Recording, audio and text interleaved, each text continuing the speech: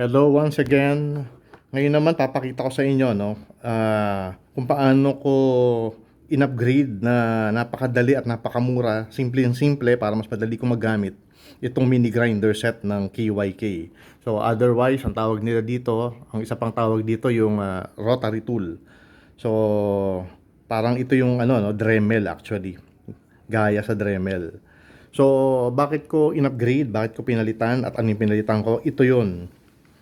Pakita ko sa inyo. Ito kasi, ito ang dito sinusuksok yung bit. Sample, no? Ito yung bit. Ito grinding bit. So susuksok dito. Okay, tapos hihigpitan to para magamit mo. Ngayon kaya ako in-upgrade to. Ang ginagamit kasi nito ay teka ha, mahigpit eh. Collet. Ito yung collet, oh. Pakita ko sa inyo ha. Ito ang collet. Yan. Ngayon, ang problema rito, iisa lang kasi yung ibinigay na sukat ng collet ni KYK para dito sa mini die grinder na to. Kaya, hindi ako maagamit ng mas mapayat pa dito na bit. Halimbawa, drill bit. Kasi syempre may mga mas mapayat dito eh. So, hindi ko magagamit yon.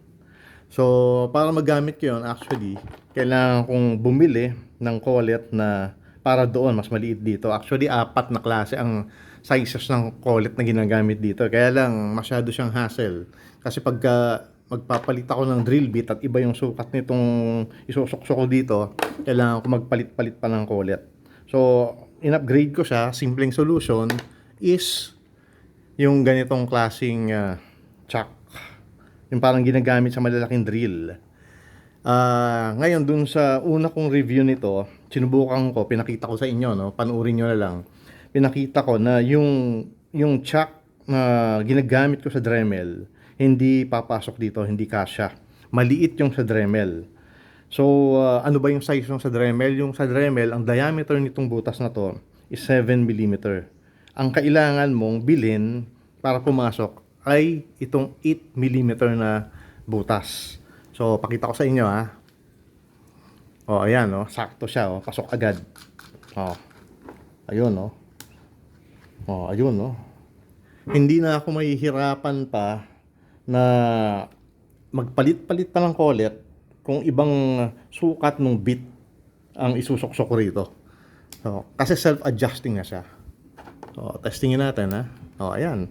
Hihipitan ko lang na ganon. So kahit na mas payat pa o mas mataba pa ng konti yung diameter ng isuksok ko dito, hindi ko na kailangan pang tanggalin to, magsuksok ng ganito, maghanap ng kasukat niya. So napakasimple.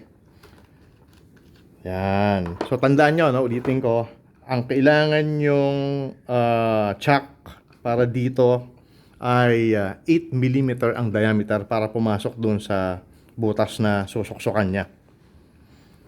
So, yung sa Dremel is 7 mm, yung sa mga China-made na copies ng Dremel, kagaya nitong KYK, ang kailangan nyo ay 8 mm. So, ilalagay ko yun sa comment para alam nyo kung saan kayo makaka-order. And sana kahit papano, no, nakatulong ako sa inyo. So, yun lang. Thank you.